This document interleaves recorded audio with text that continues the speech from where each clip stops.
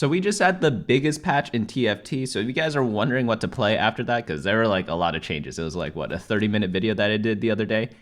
You are going to probably want to watch this because we're going to go over pretty much every comp that is viable. And yeah, for each of these compositions, I go over like what the champions are, what key items are for each champion, some of the requirements, how difficult it is, item dependency, variance, and then like a brief thing on how to play it, such as the leveling pattern, and then like a small summary and some counters if you're facing a lot of them.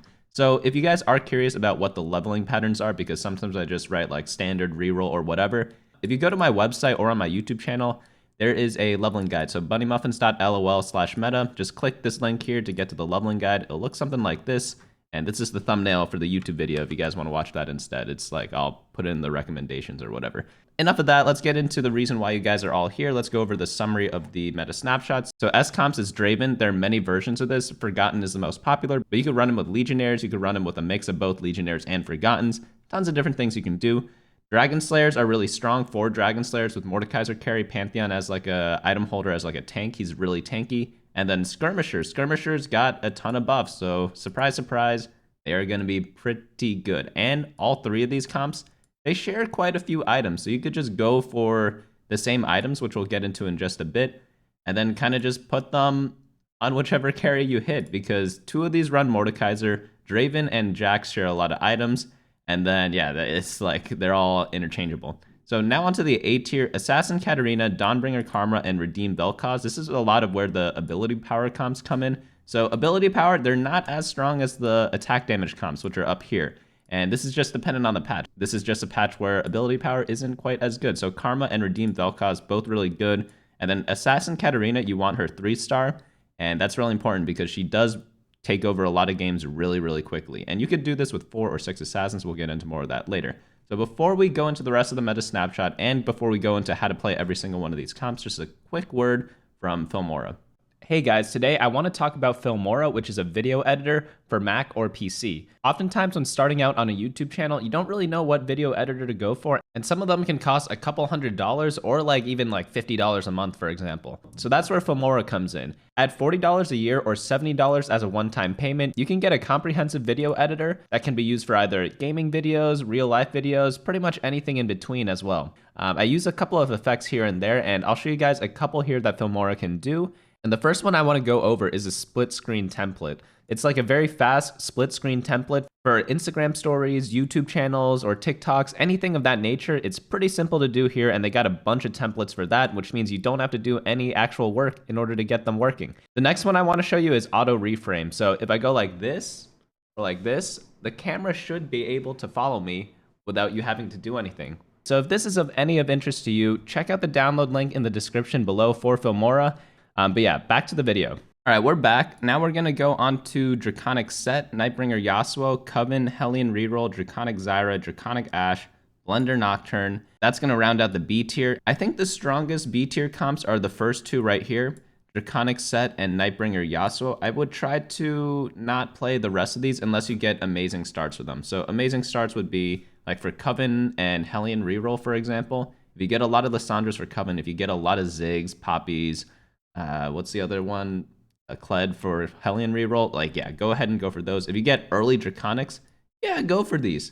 And then for Blender Nocturne, like, you could go Nocturne. He is really good. But if you're building attack damage items, just use him as an item holder and play one of the S tier comps instead. So it's like, they are playable, but I just think there are better options. You know, it's like, that's just how the game goes sometimes. So now into the C tier. Don't play Aphelios, Vayne Reroll, or Abomination. So Vayne Reroll got nerfed completely because one of the items that was very crucial on Vayne got reworked for Vayne specifically, and then also they nerfed a bunch for numbers. Abominations, like, they brought the ZZ rots back, but until someone finds like a really good like pure Abomination builds, Abomination works if you pair it with something else. So if you do like Abomination plus Vel'Koz, Abomination plus Draven, yeah, that's gonna work, but that's not really an Abomination comp. That's just a Vel'Koz comp with Abominations as a tanks, because any tank line could do for Vel'Koz. And then Nightbringer Aphelios, this is the only main comp from before that isn't playable anymore because they just nerfed Aphelios so much. They did like 10 nerfs to him or something like that. They did a bug fix, which means Infinity Edge now works on Aphelios, but it doesn't make up for what happened to him. So imagine if you have a Spork and you need a fork, right? But like you have a spork right now. If you bug fix it and remove the spoon component of the spork, it's going to be a fork, right? But then if you also take away 3 of the prongs, it's not going to be the best fork. So that's pretty much what happened to Aphelios. I hope that explained it. So now onto the how to play every comp. Starting with the S tiers, we have Forgotten Draven. So 6 Forgotten is my favorite. You could run like pretty much any of them. I prefer these guys, but you could replace Warwick for Katarina. That one's fine too. And then Mordekaiser is a great secondary carry if you are able to get items for him. Items for him are Warmogs, Jeweled Gauntlet, Hextech Gunblade, Quicksilver. All those things are really good. Any tank item works on him as well. And you could also flex between 6 Forgotten and 4 Legionnaire, or even like 6 or 8 Legionnaire. I wouldn't go 8 Legionnaire that much unless you get a lot of Spatulas, but it's still a playable thing that you can do. So most important items on Draven are Infinity Edge and Last Whisper. This just gives you the most damage. If you do not have Last Whisper, play Darius in the late game so that you get some armor shred. I think we have 1, 2, 3, 4, 5, 6, 7, 8 units here. So if you need the armor penetration, go level 9, put in Darius, and yeah, use him as one of your dudes, or replace Diana for Darius. Diana's really good with Frozen Heart, and then Viego is kind of like, if you get him 2-star, he could be your secondary carry as well. Just throw any good Viego items, Quicksilver, any sort of damage items work on him as well. So now onto, oh yeah, and it's standard leveling. Like item holders, I like using Kalista the most, but you could use Vayne if you're using a Forgotten start. I'll make a guide on this later, so definitely look out for that in the future. So subscribe if you have not already. I think on Monday or Tuesday, I'm going to release the Draven video of how to do like unranked to diamond using only Draven, because that's what I did. I only played Draven, and yeah, it's like you could do it with any champ, but like I wanted to play Draven, so I just picked him. And I played him through like all the bad and the good patches as well. So now on to Dragonslayers. This is a new comp. I did not add this before. Look at this. Not available for last week's ranking. So Mordekaiser, like the same items we talked about before. This is why these 2 comps are great, because you could share both their items. And he's just gonna smack people and heal up a lot. And you could still run Draven as a secondary carry. That's a beautiful part, because you're running 4 Legionnaire. You could drop the Legionnaires if you don't like them, or if you don't have Draven items, and play 4 Nightbringer instead. That one works pretty well too. And yeah, Mordekaiser items are the most important. Getting him early is really important. Getting him 2-star with 4 Dragonslayer, Trundle, Pantheon, and Diana. And Pantheon's actually a great item holder for like tank items. Pantheon is just so tanky. Like Titans is really good on him because he just doesn't die, and then he ends up dealing a lot of damage from that item. Really interesting stuff you can do. So now onto Skirmishers. Skirmishers they got buffed a lot. So you know the spork analogy I did with Aphelios? Well, the opposite happened with Jax. It's like you got a spork, and then they just made it into a fork. I don't know. And they like sharpened the points or whatever. So it's like he's just really good. Because they kept buffing all the units. I think Nidalee got buffed, Trundle got buffed. I think some other Skirmishers got buffed. But like it's a lot stronger now. The best part about the Skirmisher comp is that you can put in Ironclad with Nautilus and Rel, or you could put in Mystics by dropping Nautilus, leveling up, and putting in 2 Mystics. So it's like, whatever comp you're facing a lot of attack damage, you're facing a lot of ability power, you can mix and match synergies to kind of fit whatever you're facing. So most important items on Jax, Caustic Quicksilver. I like Risk Thirster a lot, and then Runon's Untamed Hurricane, all really good. I know these are a lot of shadow items, but you don't like need the shadow version. They're just better than the regular ones for Jax specifically, because like you just read the effects, you read what Skirmisher does. Skirmisher gives a lot of attack damage, so Runon's Untamed Hurricane is really good. I have heard that you don't actually need Caustic Quicksilver. You could just have like a 3rd damage item instead, but with a lot of melees, it gets CC'd a lot, because in this set, there's not too much CC, but in terms of like frontline CC, there's a lot. There's just not a lot of backline CC. So like Rel CC's people, Morgana, Kennen, Volibear, Ivern, they all CC the frontline. So Nautilus. So that's why you really want Quicksilver if you're running a frontline carry such as Jax or Mordekaiser. So hope that helps you out if you guys are running like a different melee carry, because that item ends up being really useful on them. You could go like RFC instead, but yeah, I just prefer having the Quicksilver. So to play this, standard leveling is fine, and then yeah, Mystic or Ironclad depending on the lobby. You generally always go 6 Skirmisher, so unlike the previous comps where you could go like 3 or 6 Forgotten, for Skirmishers you want to be going 6 because the stats you get for Jax are just completely nuts. Now onto the next build, we have Assassin Katarina. new comp. This used to be Assassin LeBlanc, but no one does that anymore because they nerfed it. So Assassin Katarina it is. You really only need one item for this comp to work, and that is blue buff on Cat. After that, Infinity Edge, Guardian Angel, all really good items. You could do like a Gunblade if you want. And then for tank items, Morgana is a great tank. Obviously, if you have extra items for Volibear, put items on Volibear, make him super tanky. Put it on Ivern, make him super tanky. But Morgana's great because you get her in the mid game. So as you're rolling down for Katarina 3-star, because look, roll on 7 for 3-star Cat and other assassins, you could also hit Morgana in that time. And GA Morgana with Morello, with the ZZ-Rot makes everyone attack her, so they get really close to her. She does her ult, she stuns everyone for a couple seconds, and then she also applies Morello, and if she dies, the Guardian Angel still makes it so her ult casts. It's just the perfect combination. So Diana's great because she jumps to the back, slows everyone's attack speed, and yeah, 4 Assassin is listed here, but you could go 6 Assassin as well, because we have 1, 2, 3, 4, 5, 6, 7 slots right now. So you could take out Morgana or not run the Ivern Volibear, but they are really good, so I would suggest keeping them. But you could like drop Morgana, go level 8, play 2 more Assassins if you really want, and then put all the tank items that Morgana had on either Ivern or Volibear. All of that works. You could even put the GA on LeBlanc if you have 3-star LeBlanc.